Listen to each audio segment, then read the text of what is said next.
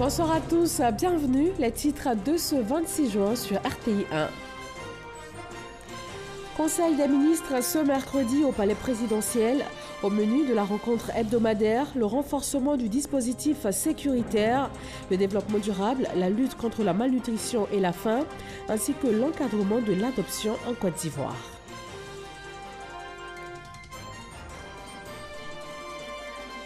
Séance plénière à l'Assemblée nationale, 8 projets de loi ont été adoptés, notamment ceux relatifs au mariage, aux successions, à la minorité et à la filiation, et le projet de loi instituant la carte nationale d'identité biométrique.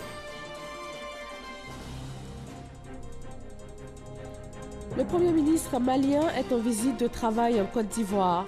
Arrivé cet après-midi, il a été accueilli par son homologue ivoirien, une forte délégation du membre du gouvernement de Côte d'Ivoire. Boubou Cissé va passer 48 heures en terre ivoirienne.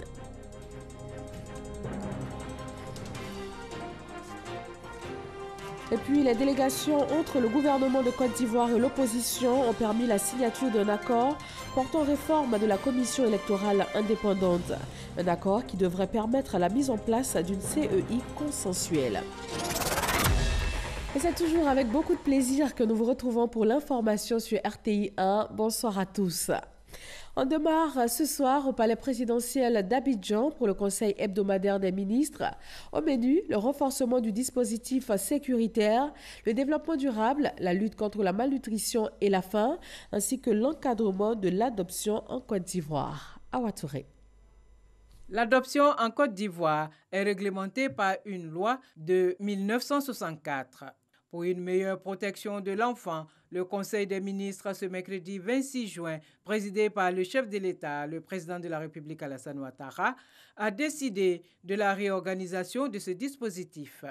Le présent projet de loi modifie la procédure actuelle d'adoption en vue de garantir suffisamment les intérêts de l'enfant adopté et de le protéger davantage contre toute forme d'exploitation et de traite des enfants. Ainsi, ce projet de loi met l'accent sur la réalité du consentement des parents et la fiabilité des renseignements socio-professionnels des adoptants, notamment en matière d'adoption internationale. À cet effet, le dispositif prévoit un mécanisme de suivi assuré par une autorité centrale, tel qu'exigé par la Convention sur la protection des enfants et la coopération en matière d'adoption internationale en vue d'assurer la régularité des procédures d'adoption. Le renforcement du dispositif sécuritaire, l'aérodrome de Daloa va bientôt abriter une base militaire. Daloa était quand même un siège important pour le dispositif ONUCI lorsqu'il était encore installé en Côte d'Ivoire. Donc nous allons utiliser les infrastructures de ce dispositif ONUCI qui existe par ailleurs. Il y aura une relocalisation de la base aérienne qui existe d'ailleurs à Bouaké sur Daloa, dans un environnement qui permet aux différentes opérations d'être déployées rapidement sur tous les différents théâtres nécessaires. Et puis la Côte d'Ivoire va présenter son rapport sur la mise en œuvre des objectifs du développement durable au Forum politique de haut niveau des Nations Unies sur le développement durable à New York. Le rapport national souligne la mise en œuvre des ODD de façon générale et spécifiquement les 5 ODD retenus cette année, se rapportant globalement à une éducation de qualité, au plein emploi productif, à la réduction des inégalités entre les pays, à la lutte contre le changement climatique et à la promotion de sociétés pacifiques et ouvertes. À l'occasion de la présentation de ce rapport, la Côte d'Ivoire fera le point des efforts techniques et financiers engagés par le gouvernement et les progrès économiques et sociaux réalisés par le pays pour atteindre les ODD à l'horizon 2030. La 3e édition du Forum de la diaspora ivoirienne va se tenir à Abidjan du 15 au 16 juillet autour du thème « Talent et investissement, le rendez-vous de l'emploi et de l'opportunité ». Après ce conseil, le chef de l'État s'est entretenu avec le représentant spécial du secrétaire général des Nations Unies pour l'Afrique de l'Ouest. Les échanges ont porté notamment sur la sécurité dans la sous-région ouest-africaine, une rencontre en marge de la réunion ONU Union du fleuve Mano à Ouattara. Le représentant spécial du secrétaire général des Nations Unies pour l'Afrique de l'Ouest a fait au président de la République Alassane Ouattara le point de la coopération entre l'ONU et l'Union du fleuve Manou, avant d'aborder des sujets d'intérêt commun, les questions nationales et régionales, notamment la sécurité dans la sous-région et la nécessité de renforcer la coordination entre acteurs et partenaires régionaux pour faire face aux défis sécuritaires. La Côte d'Ivoire joue un rôle très vital dans la consolidation de la paix et la sécurité dans la sous-région. Nous avons également échangé sur la situation en Côte d'Ivoire. L'élection présidentielle prévue en 2020 est une étape majeure dans la consolidation de la démocratie et le développement. Tout le monde doit redoubler d'efforts pour que le prochain scrutin présidentiel soit synonyme de succès de la paix pour tout le peuple ivoirien. Le représentant spécial du secrétaire général des Nations Unies pour l'Afrique de l'Ouest a par ailleurs remercié le président de la République pour le rôle que joue la Côte d'Ivoire au Conseil de sécurité des Nations Unies. Et nous poursuivons avec un télégramme officiel de la présidence de la République. Monsieur le Président, la commémoration de la fête nationale de votre pays m'offre l'agréable occasion d'adresser à votre Excellence, au nom du peuple et du gouvernement ivoirien, ainsi qu'en mon nom propre, mes vives et chaleureuses félicitations. J'y joins des vœux choisis de santé et de bonheur pour votre Excellence, ainsi que ceux de progrès continu et de prospérité pour le peuple frère de Madagascar. Je me réjouis de l'excellence des relations d'amitié et de coopération qui existent entre nos deux pays, tout en souhaitant qu'elles se développent et se consolident davantage. Dans l'intérêt de nos populations respectives. Haute et fraternelle considération, c'est signé Alassane Ouattara, président de la République de Côte d'Ivoire, et adressé à son Excellence M. Andry Rajoelina, président de la République de Madagascar. Le Premier ministre malien est arrivé ce mercredi après-midi à Abidjan. En visite de travail et d'amitié en terre ivoirienne, Boubou Cissé aura au cours des 2 prochains jours plusieurs séances de travail avec pour objectif de renforcer la coopération entre le Mali et la Côte d'Ivoire. Sidonie Davila. Pour sa première visite officielle en Afrique, il a choisi la destination Côte d'Ivoire. Le Premier ministre du Mali, le docteur Boubou Cissé, est arrivé ce mercredi à 16h40. Il a été accueilli par une forte délégation des membres du gouvernement que conduisait Amadou Gon Coulibaly, le Premier ministre ivoirien. Cette visite de 2 jours va permettre, selon le Premier ministre malien, de donner un coup d'accélérateur à la relation bilatérale. C'est une visite qui s'inscrit dans une continuité pendant laquelle nous allons faire évoluer, consolider les rapports déjà importants et excellents qui existent entre nos deux pays et voire même les diversifier pour que ça aille au-delà des secteurs traditionnels auxquels nous étions habitués, qui étaient par exemple l'énergie, les transports, pour toucher d'autres secteurs dans lesquels la Côte d'Ivoire a montré un certain dynamisme et puis un avantage comparatif. Mais nous pensons que nous pouvons faire donc encore plus. C'est pour ça que je me réjouis de ce que dans la délégation malienne, ils auront également au niveau de la Côte d'Ivoire leurs homologues, qui sont les opérateurs économiques qui accompagnent donc les membres du gouvernement. Nous avons plusieurs sujets que nous allons donc aborder, et ceci dans l'optique de travailler ensemble pour mieux sécuriser notre région et travailler pour améliorer donc les conditions de vie des populations donc de nos deux pays. Le docteur Boubou Cissé est arrivé en terre ivoirienne avec une importante délégation composée de 4 ministres de son gouvernement et d'hommes d'affaires maliens. Le Premier ministre malien est économiste de formation. Nommé le 22 avril dernier, il succède à Soumelou Boubei Maïga. Et puis une rencontre aujourd'hui même entre les premiers ministres maliens et ivoiriens. La Côte d'Ivoire et le Mali veulent consolider et développer leur coopération. Amadou Gon Coulibaly et Boubou Cissé ont parlé de coopération dans les domaines de la santé et du transport. Le Premier ministre Amadou Gon Coulibaly a également présidé aujourd'hui les travaux de signature de l'accord portant réforme de la commission électorale indépendante. Plusieurs membres du gouvernement ont pris part à la rencontre avec des responsables de groupements et de partis politiques de l'opposition. L'accord a le mérite de concilier les positions des uns et des autres et devrait permettre la mise en place d'une commission électorale indépendante consensuelle. Nous vous proposons à présent quelques réactions de participants après la rencontre. Ce que la LMP a toujours souhaité, c'est que ce pays parvienne, de temps en temps sur des questions majeures, à trouver une entente minimum.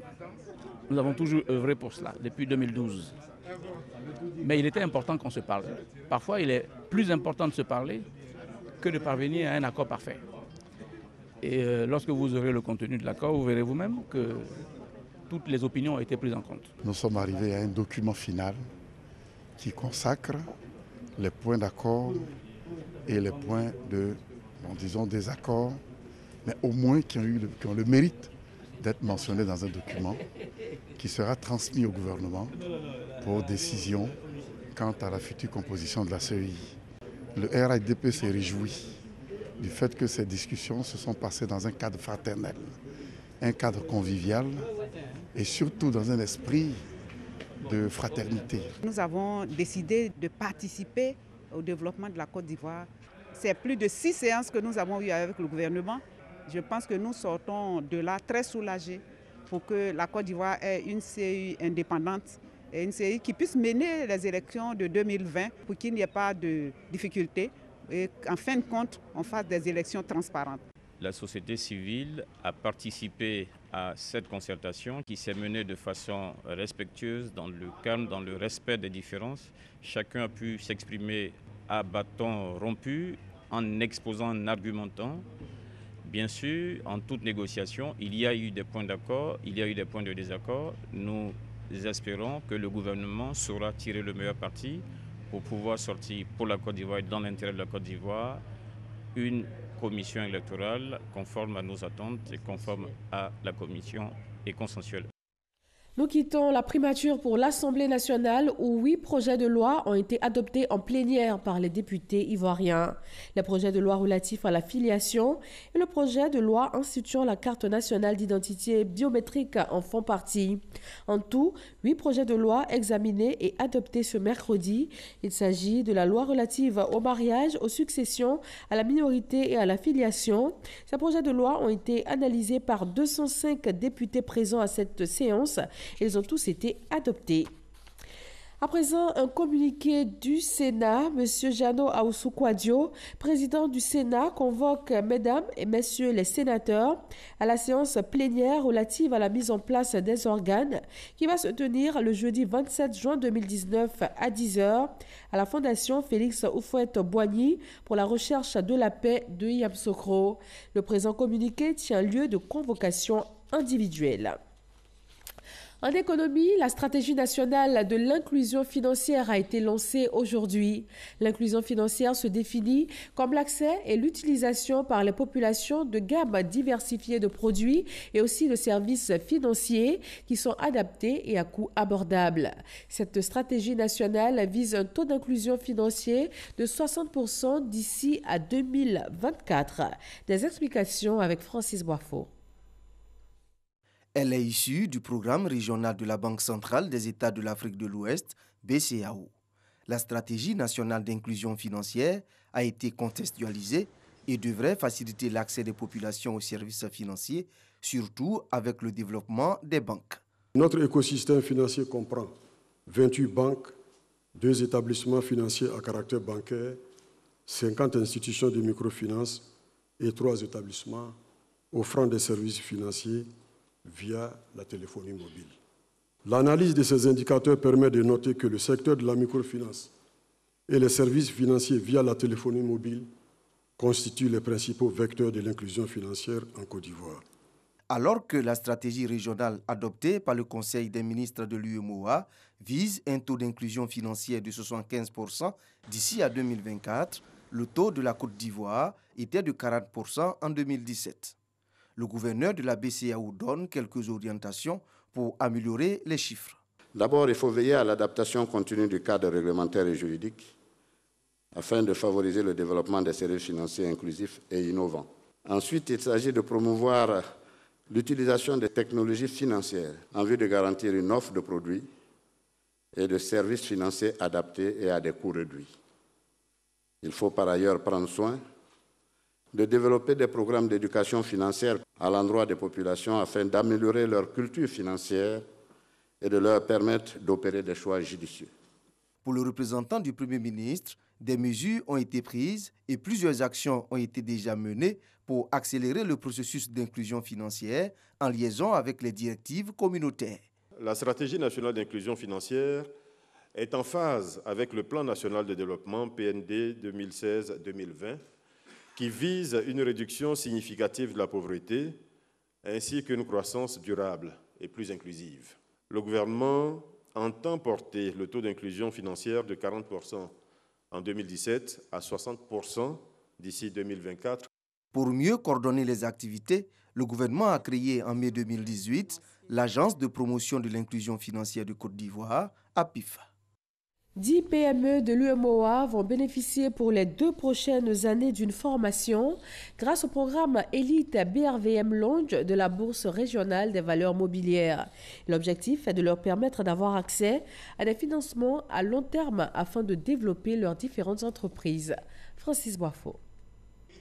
4 petites et moyennes entreprises PME ivoiriennes, 4 du Sénégal, une du Burkina Faso et une autre du Niger. Au total, 10 PME qui bénéficient du programme Elite Launch de la Bourse régionale des valeurs mobilières BRVM. C'est une formation de 2 ans qui permet aux PME d'avoir accès à des financements à long terme sur le marché boursier. On les sensibilise à épouser les meilleurs standards internationaux en matière de gouvernance. On leur apprend comment on évalue une entreprise, quelles sont les informations clés à diffuser au public lorsque on est coté. On leur apprend également à développer un plan d'affaires, un plan marketing, à avoir une stratégie de conquête de marché national, régional et international. Ces 10 entreprises retenues viennent compléter à 30 le nombre de PME admis à ce programme qui vise à alimenter progressivement le 3e compartiment de la BRVM. La bourse a l'ambition d'atteindre 50 entreprises d'ici à 2020.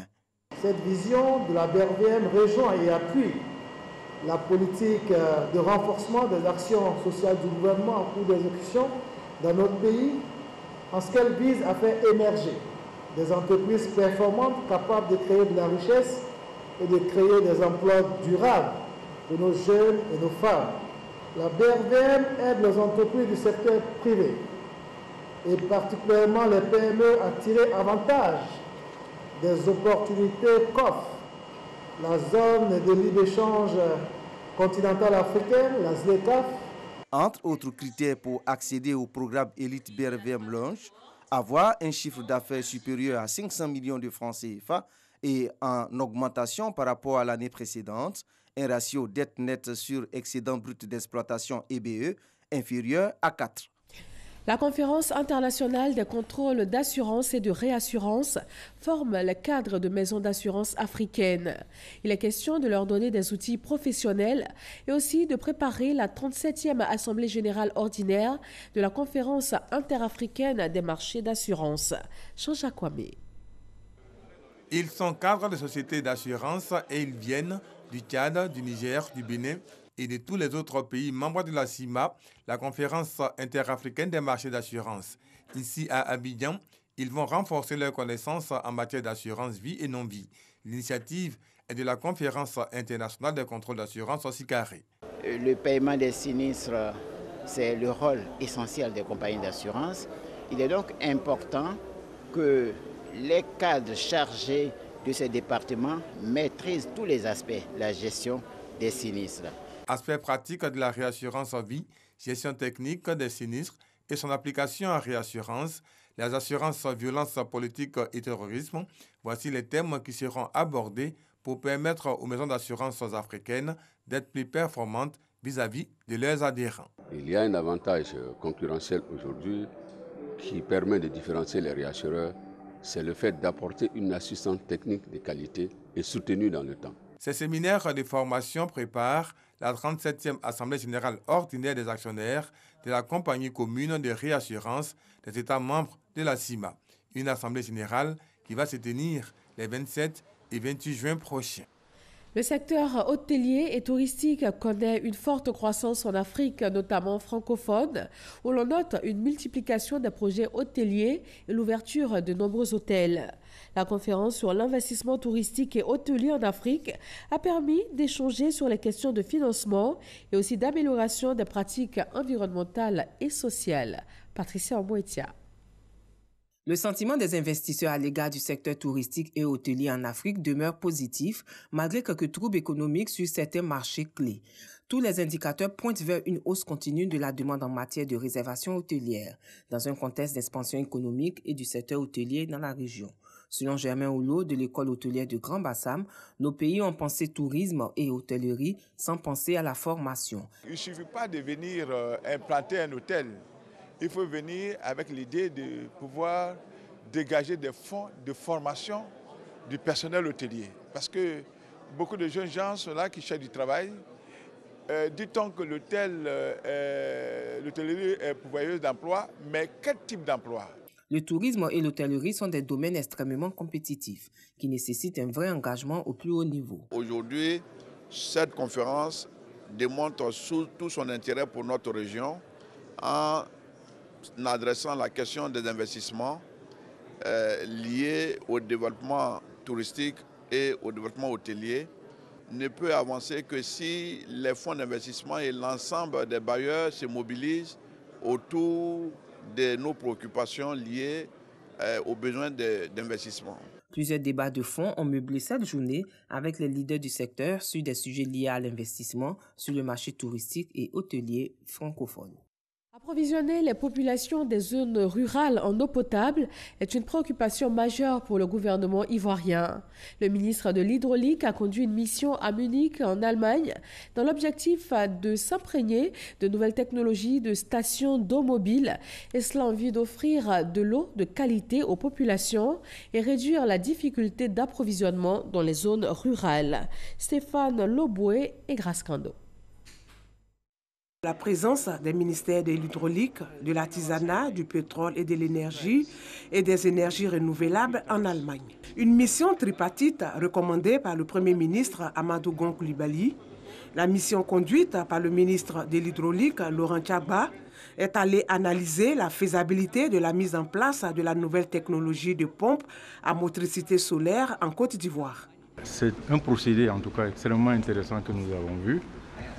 Ça permet de régler un certain nombre de problèmes dans le milieu rural parce que dans le cadre de l'alimentation en eau potable des villes de l'intérieur, on avait un facteur limitant qui était l'électricité. Aujourd'hui, nous avons la solution avec les panneaux solaires. Ces pompes à motricité solaire vont permettre de réduire la pénibilité de pompage d'eau, offrir de l'eau de qualité, assurer la maintenance des pompes villageoises de façon continue. Nous avons visité des machines qui sont fabriquées, qui vont être offertes à la Côte d'Ivoire dans le souci de pouvoir donner de l'eau potable aux populations. Et nous sommes satisfaits. Ce sont 5000 pompes à motricité humaine qui seront remplacées par 5000 pompes à motricité solaire. Coût global du projet, 55,756 milliards de francs CFA. Un don de l'entreprise Éco-Innovation, une structure allemande spécialisée dans la production d'eau potable à partir de stations d'eau mobiles solaires. Pour rappel, le projet Éco-Innovation a été présenté en conseil de gouvernement le 5 février 2019. Le projet Éco-Innovation s'inscrit dans le programme de réhabilitation des 21 000 pompes à motricité humaine lancé par le gouvernement ivoirien. Un bon approvisionnement en eau potable passe aussi par la préservation de l'environnement. Un projet régional de gestion des inondations et de la sécheresse dans le bassin versant de la Volta vient d'être mis en route. Il vise à mettre en œuvre des actions concrètes pour la réduction de l'impact des changements climatiques. Grace Kando. Un nouveau projet pour accompagner les 6 pays du bassin de la Volta, à savoir la Côte d'Ivoire, le Burkina Faso, le Mali, le Togo, le Bénin et le Ghana, à faire face aux effets néfastes des changements climatiques. Il est dénommé Projet de gestion des inondations et de la sécheresse dans le bassin versant de la Volta. Ce projet revêt une importance capitale, en ce sens qu'il vise à développer, entre autres, les capacités non seulement des communautés locales, mais aussi des institutions nationales et régionales. Le succès et surtout la pérennisation des acquis d'un tel projet dépend indubitablement d'une veille environnementale systématique quotidienne sur chaque portion nationale du bassin. Cette rencontre est donc une bonne opportunité de confronter vos idées et expériences respectives afin de dégager les voies et moyens appropriés pour accompagner les États à mieux faire face à ces phénomènes climatiques extrêmes que sont les inondations et la sécheresse durant la mise en œuvre du projet.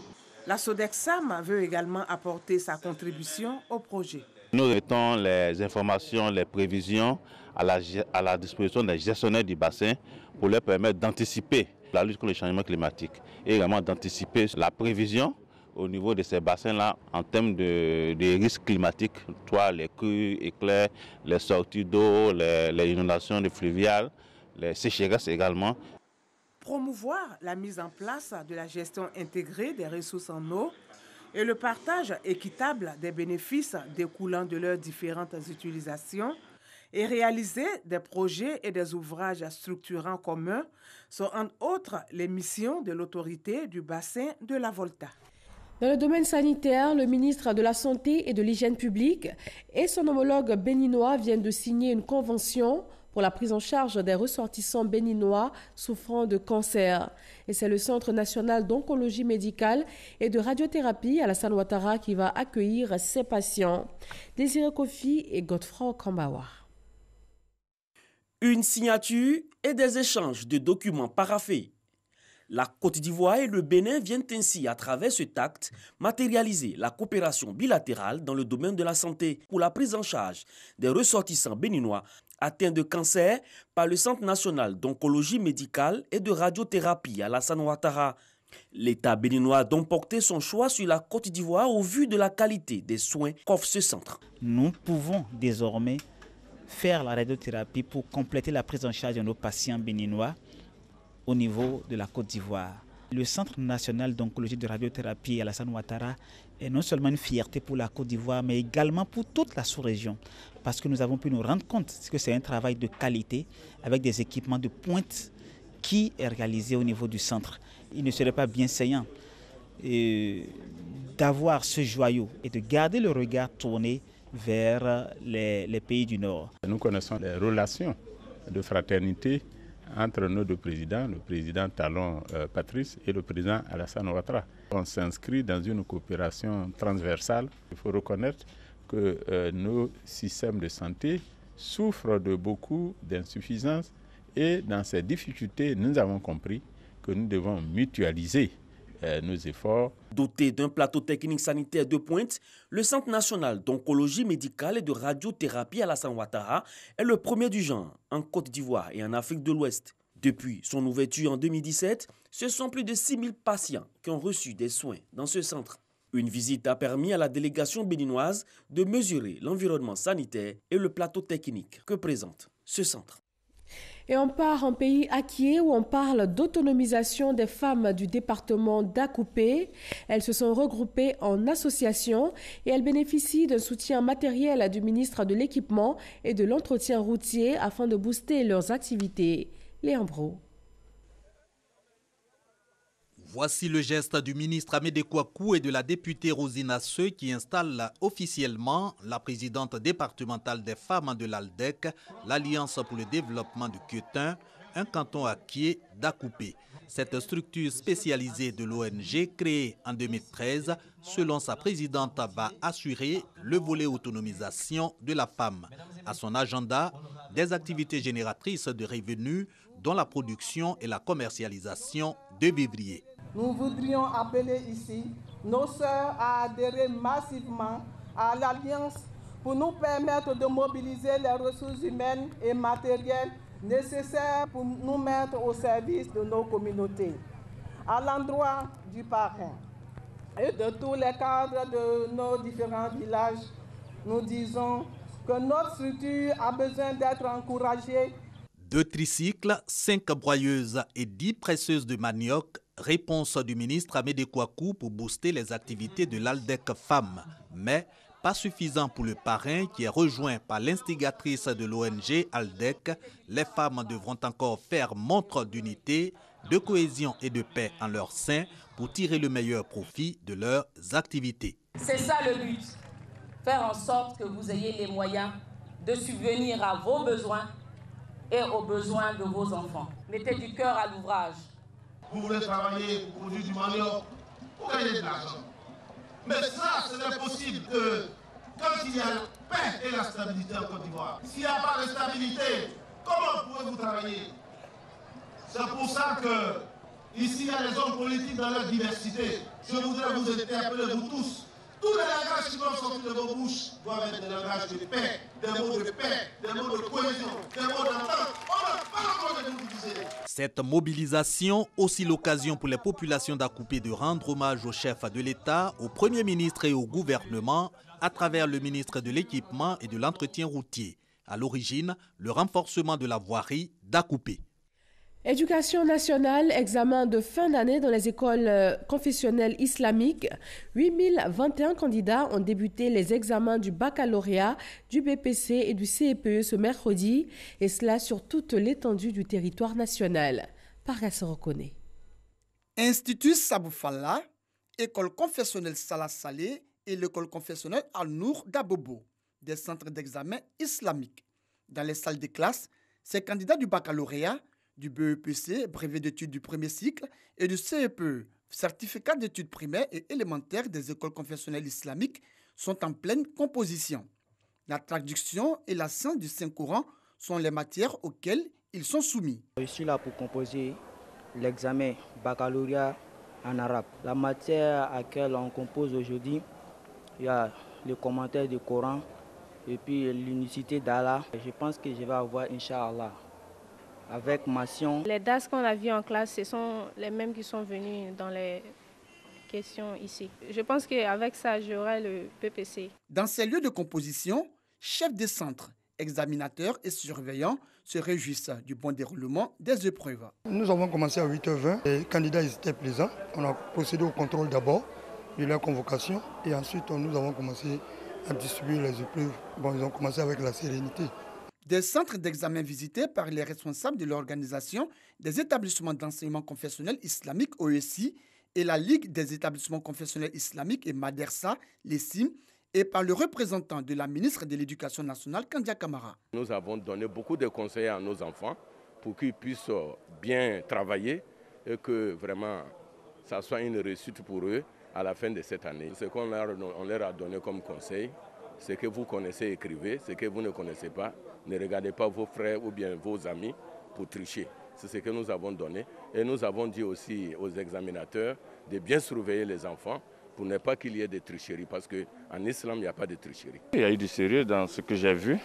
C'est comme tous les examens que nous avons l'habitude de voir. C'est du sérieux qu'ils ont mis dedans. Je pense que ces représentants de ces différentes structures sont à féliciter pour cette organisation-là. Au total, 8021 candidats, dont 5929 au CEPE, 1759 au BEPC et 333 au baccalauréat repartis dans 112 centres, prennent part à ces examens nationaux islamiques. Dans les centres de formation professionnelle, l'heure est plutôt à la proclamation des résultats. Ils sont connus depuis hier mardi. Direction les centres de formation professionnelle des villes de Boundiali, Korogo, Gbon, Ferké et Kouto. Eugène Atoubé. Après les jours ardus de travail en salle de cours et dans les ateliers, ils sont récompensés de leurs efforts. Au total, 583 candidats admis à leur examen. Les uns titulaires du diplôme de CAP, certificat d'aptitude professionnelle, et les autres celui du BT, brevet de technicien. Ils forment le contingent 2019 des admis à ces 2 examens pour le compte de l'enseignement technique et la formation professionnelle. Moi, je suis joyeux. Vraiment, j'encourage mes amis aussi, ceux qui n'ont pas eu, à les encourager à continuer à se battre. L'enseignement technique et professionnel est une bonne opportunité pour les parents. On leur conseille de venir inscrire leurs enfants dans nos différents établissements selon la filière ou la spécialité choisie pour que l'enfant puisse préparer un lendemain meilleur. Cette année 2019, le plus fort taux d'admission est chez les filles. Je suis contente d'avoir mon CAP, j'imagine. Quand mon papa va appliquer, sera. Je suis très heureuse. Je remercie le bon Dieu. Faire en sorte que la question de l'emploi soit résorbée à partir de la formation professionnelle. Nous sommes prêts à encadrer les enfants, nous sommes prêts à les accompagner. Avec ces équipements, nous allons faire encore mieux les années à venir. C'est au centre de formation professionnelle de Korogo que tous les candidats issus des centres de formation professionnelle de Fiaké-Sédougou, Tengrela, Gbon, Bundiali et Korogo ont composé pour cette session 2019 les examens du CAP et du BT. 608 candidats au total pour l'ensemble des 2 niveaux. À l'Institut national supérieur des arts et de la culture, ces journées portes ouvertes, les parents, partenaires et autres visiteurs ont pu s'imprégner du savoir-faire des étudiants. Issaïo. Une grande première dans la vie de l'Institut national supérieur des arts et de l'action culturelle, INSAC. Des journées portes ouvertes, théâtre, danse et musique étaient au menu pour montrer le savoir-faire et le génie créateur des étudiants.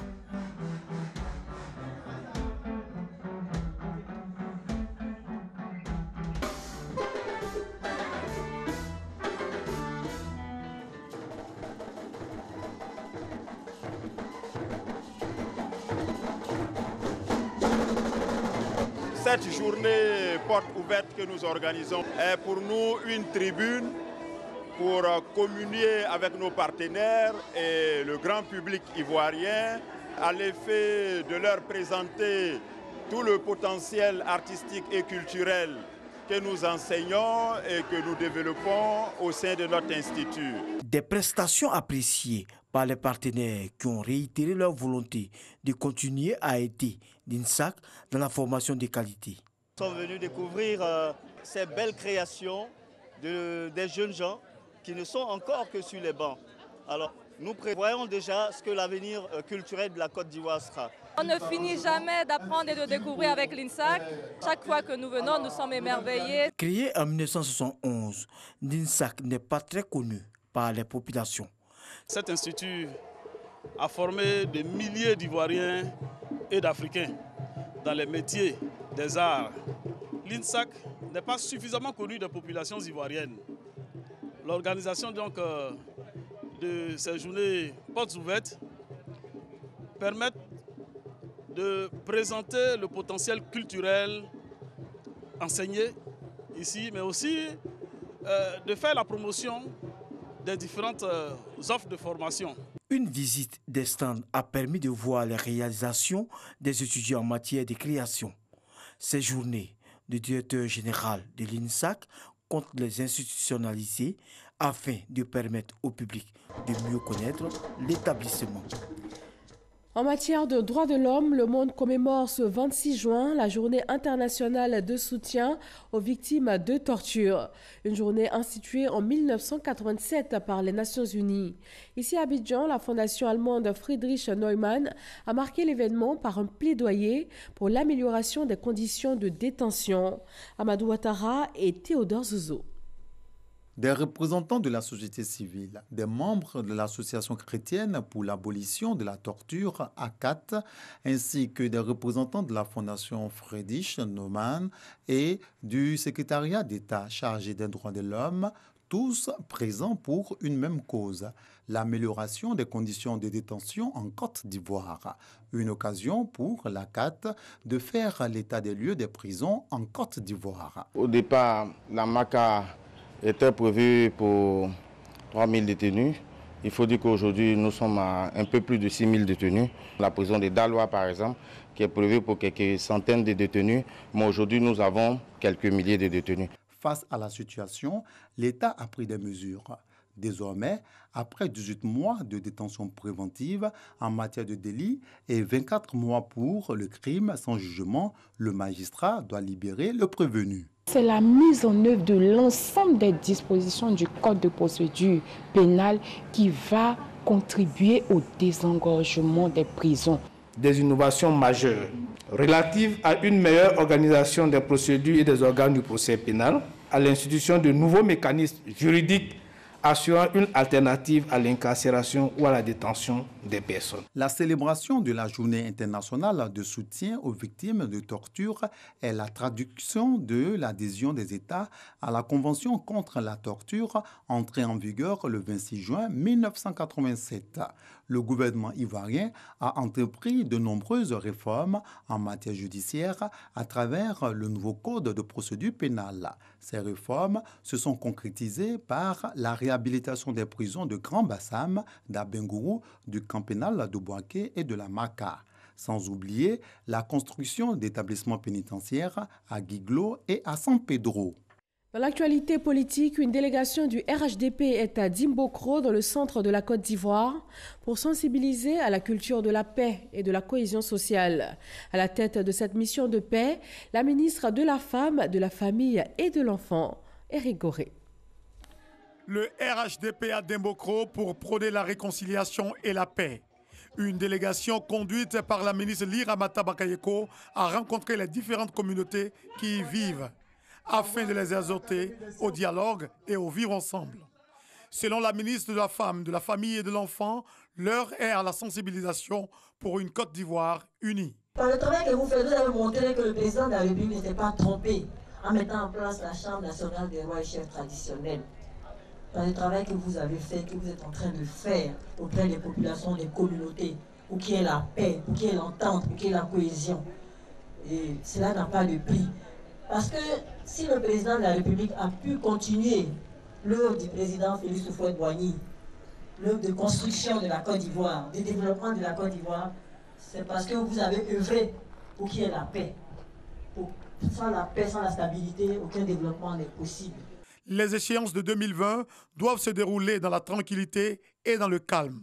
Nous devons permettre à nos enfants de grandir dans la sérénité, a ajouté la chef de la délégation du RHDP qui s'est rendue à Dimbokro.